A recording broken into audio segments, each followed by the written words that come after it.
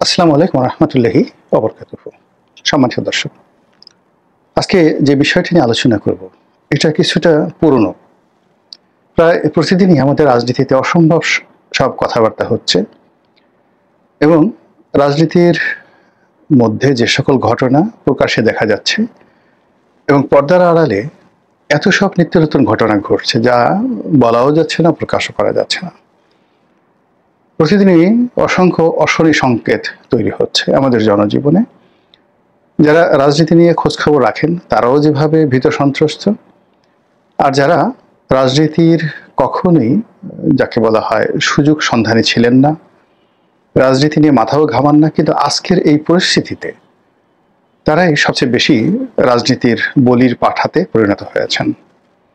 ব্যবসা বাণিজ্য, গৃহ শান্তি, এরপর সামাজিক সংহতি, আইন শৃঙ্খলার অবনতি থেকে শুরু করে প্রতিদিন যেভাবে বেকার সমস্যা ত্রাস আকারে সারা বাংলাদেশকে গ্রাস করছে, তাতে করে একজন নাগরিক হিসেবে মানুষের যে বেঁচে থাকার যে আশা আকাঙ্ক্ষা সবকিছুই ধূলিসাৎ হচ্ছে এবং একটি ঢেউ এসে অপর ঢেউকে সরিয়ে নিয়ে যাচ্ছে।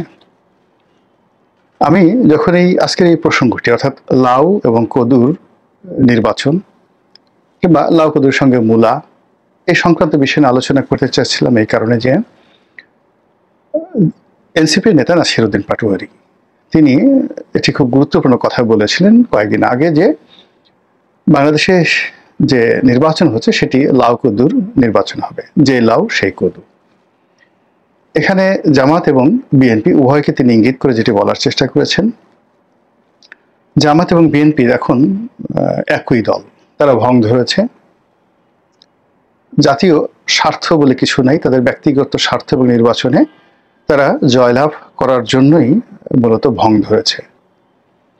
আর নিজেদের মধ্যে যখন সমঝোতা হয়ে যাবে তখন সবাইকে প্রতারিত করে তারা এমন একটা সাজানো নির্বাচন করবে, যে নির্বাচনে একদিকে লাউ অন্যদিকে কদু, অর্থাৎ জামাত একদিকে বিএনপি একদিকে, আর বাকি যে সমস্ত নাটক এখন হচ্ছে সবাই ছিটকে যাবে এর থেকে।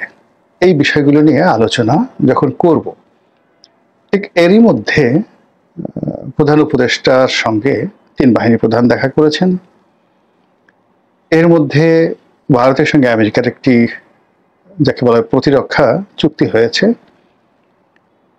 এবং এই যে বিএনপি এবং জামাতের সঙ্গে সম্পর্ক নিয়ে এনসিপি যে কথা বলার চেষ্টা করেছিলেন, তার প্রেক্ষিতে যে রাজনৈতিক পরিস্থিতি সেটা আবার এখন নেই। এখন আবার অবস্থা দৃষ্টি মনে হচ্ছে এনসিপির সঙ্গে জামাতের যে সম্পর্ক সেই সম্পর্কটি আবার ফিরে এসেছে এবং জাতীয় নির্বাচনের পরিবর্তে এখন গণভোট নিয়ে, নভেম্বর মাসে গণভোট নিয়ে জামাত এবং এনসিপি যেভাবে কথাবার্তা বলছে, তাতে করে সেই লাউ কদুর যে নির্বাচন সেই নির্বাচনের যে প্রসঙ্গ নতুন বিতর্কে জমা দিয়েছে। এখন নাসির উদ্দিন পাটোয়ারি অসাধারণ একটি কথা আবার বলা শুরু করেছেন। তিনি বলা শুরু করেছেন যে নভেম্বর মাসেই হোক বা যেদিনই হোক জাতীয় নির্বাচনের আগে গণভোট হতে হবে। অর্থাৎ তিনি আবার সেই জামাতের পক্ষে কথা বলছেন এবং তিনি সে কথা বলতে গিয়ে আবার ইন্ডিকেট করেছেন যে বিএনপি গণভোট না হওয়ার জন্য যে যুক্তি দিচ্ছে, টাকা লাগবে, একটা নির্বাচন করতে অনেক টাকা লাগবে। তো তার বক্তব্য হলো যে টাকার অভাব নেই। বিএনপির একজন ঠিক যুব নেতা ঢাকা মহানগরীর মিস্টার নয়ন, রবিউল ইসলাম নয়ন, তার দিকে ইন্ডিকেট করে বা তাকে সরাসরি তার নাম উচ্চারণ করে বলার চেষ্টা করেছেন যে এই রবিউল ইসলাম নয়ন যত টাকা চাঁদাবাজি করে তিনি যাকে বলে কামিয়েছেন, এটাকে অর্জনও বলা যাবে না, উপার্জনও বলা যাবে না, কামিয়েছেন, এই চাঁদাবাজি টাকা দিয়ে আসলে একটা জাতীয় নির্বাচন করা সম্ভব।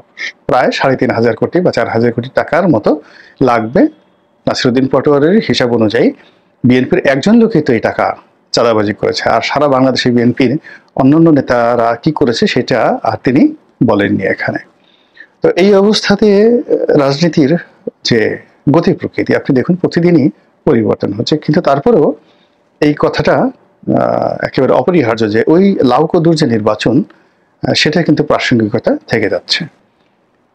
নির্বাচন সম্পর্কে আমাকে অনেকে জিজ্ঞাসা করেন, এমনকি বিএনপির যে সকল লোক মঞ্চে গলা ফাটান, নির্বাচন হবেই মানে ফেব্রুয়ারি মাসে, যে সমস্ত বিএনপির নেতারা কোট টাই স্যুট কিনে একেবারে বসে আছেন যে নির্বাচন হওয়ার সঙ্গে সঙ্গে তারা মন্ত্রী হয়ে ক্যাবিনেটে বসবেন, এই সিদ্ধান্ত যাদের শতভাগ, অর্থাৎ বিজয়ী হবেন এবং মন্ত্রী হবেন, সে সকল মানুষও সময় পেলে জিজ্ঞাসা করেন যে রনি ভাই, আচ্ছা আপনি বলেন তো, আপনারটাও বিভিন্ন রকম প্রশংসার রকম কথাবার্তা বলে, আচ্ছা আপনি বলেন তো নির্বাচন আদৌ হবে কিনা। তাতে বোঝার চেষ্টা করুন নির্বাচন সম্পর্কে বিএনপির শীর্ষ পর্যায়ে যারা নেতৃবৃন্দ রয়েছেন তাদের একান্ত ভাবনা কি। আওয়ামী লীগের পলাতক নেতা, দেশান্তরী নেতা, দেশের মধ্যে যারা আছেন তারা, যাদের সঙ্গে আমার কথা হয়, সবাই একই কথা, নির্বাচনের ব্যাপারে আপনার মতামত কি। আর অন্যান্য যারা আমার ইউটিউবে ভিডিও দেখেন, টক শো দেখেন, তারা তো বুঝতেই পারেন, তাদের সকলের জন্য যেটা আমি বলেছি বা বলি একই কথা আবার বলছি, সেটি হলো যে নির্বাচন যদি ফেব্রুয়ারি মাসে হয় কিংবা কেন সরকারের অধীনে হয়, ফেব্রুয়ারি না হয়ে জুনে হতে পারে, জুনে না হয়ে ধরুন 2026-25 সন, এই তো 2026 সনের ডিসেম্বর মাসে হতে পারে ধরুন হলো, অথবা 2027 সনে হতে পারে। কিন্তু ইউনূস সরকারের আন্ডারে যদি নির্বাচন হয়, দিন যত যাবে তত নির্বাচন হওয়ার যে প্রতিক্রিয়া এটা খারাপ হবে।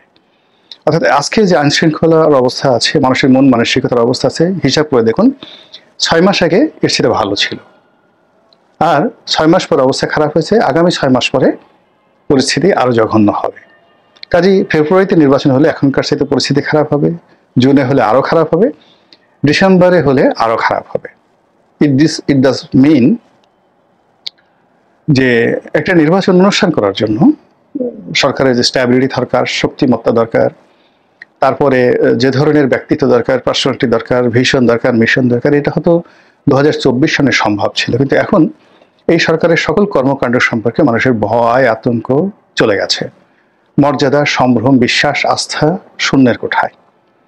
ফলে নির্বাচনের প্রতিটি কেন্দ্র, মানে সংসদীয় আসন নয়, একটি সংসদীয় আসনে যদি গড়ে 500 করে ভোট কেন্দ্র থাকে, তাহলে আপনি চিন্তা করুন 15,000 কেন্দ্র, ভোট কেন্দ্র সারা বাংলাদেশে অন অ্যাভারেজে। এই 15,000 ভোট কেন্দ্র এক একটা মৃত্যু কূপে পরিণত হবে।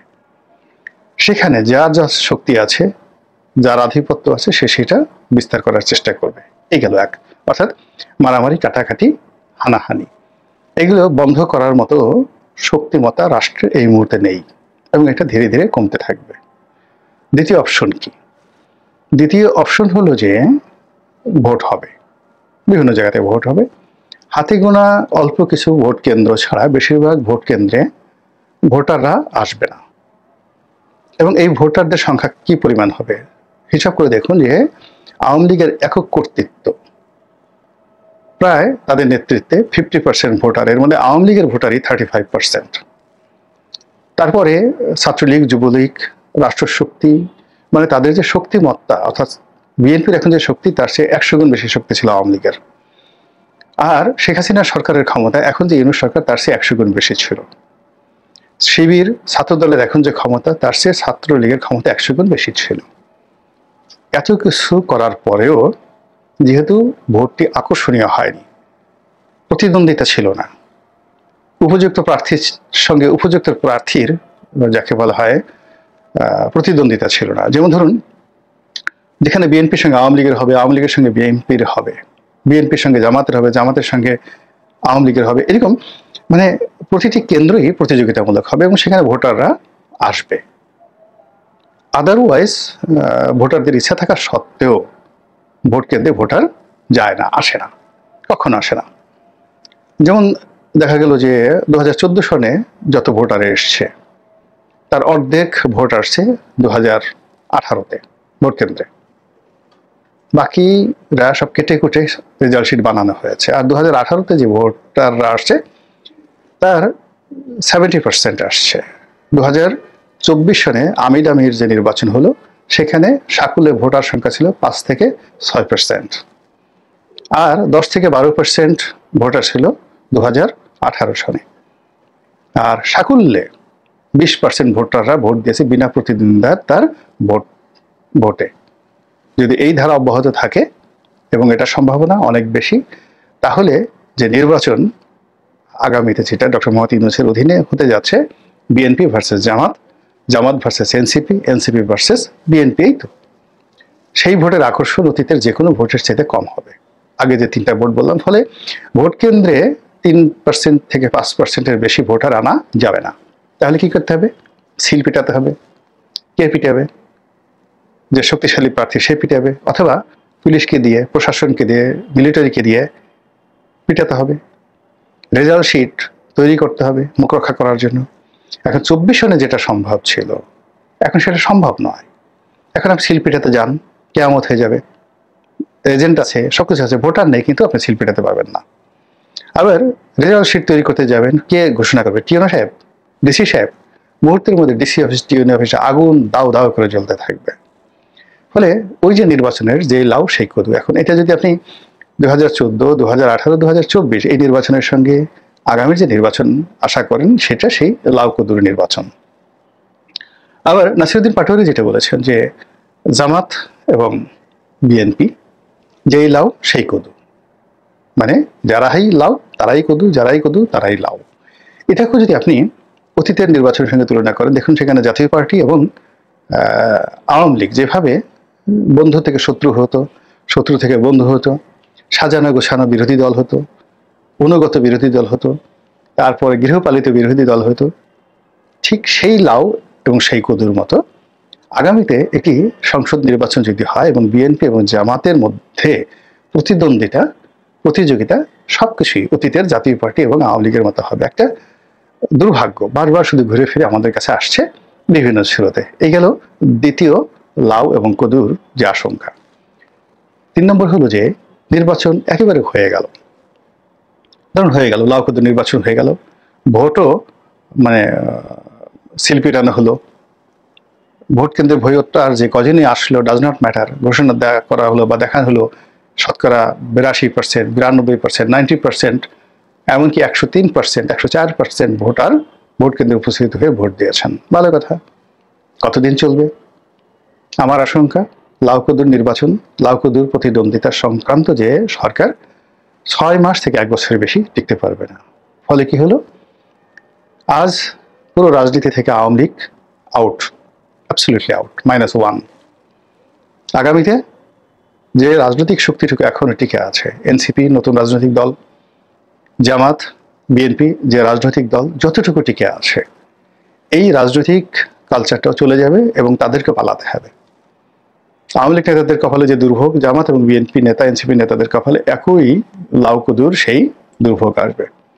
পুরো রাজনীতির অঙ্গন ফাঁকা হয়ে যাবে, রাজনীতির উচ্চারণ করার লোক থাকবে না, শুধু পালাও পালাও পালাও। আর তখন এই শূন্য মাঠে কে গোল দিবে, কারা গোল দিবে, কিভাবে দিবে, এবং সেটি আপনার আমার জন্য কতটা ভয়াবহ হবে সেটা চিন্তা করতে থাকুন। আর যদি চিন্তা করার ফলে আপনার যদি মনে হয় ইতিবাচক, তাহলে বলতে থাকুন সুবহানাল্লাহ, আলহামদুলিল্লাহ, আল্লাহু আকবার, লা ইলাহা ইল্লাল্লাহু, আল্লাহু আকবার, আল্লাহু আকবার, ওয়ালিল্লাহিল হামদ। আর যদি মনে হয় যে ভয়াবহ অবস্থা, তাহলে বলুন নাউযুবিল্লাহ মিন যালিক, আর তওবা করুন, তওবা আস্তাগফিরুল্লাহ। আর জোরে দোয়া ইউনুস পড়ুন, লা ইলাহা ইল্লা আনতা সুবহানাকা ইন্নী কুনতু মিনাজ জালিমিন। মহান আল্লাহ আমাদের সবাই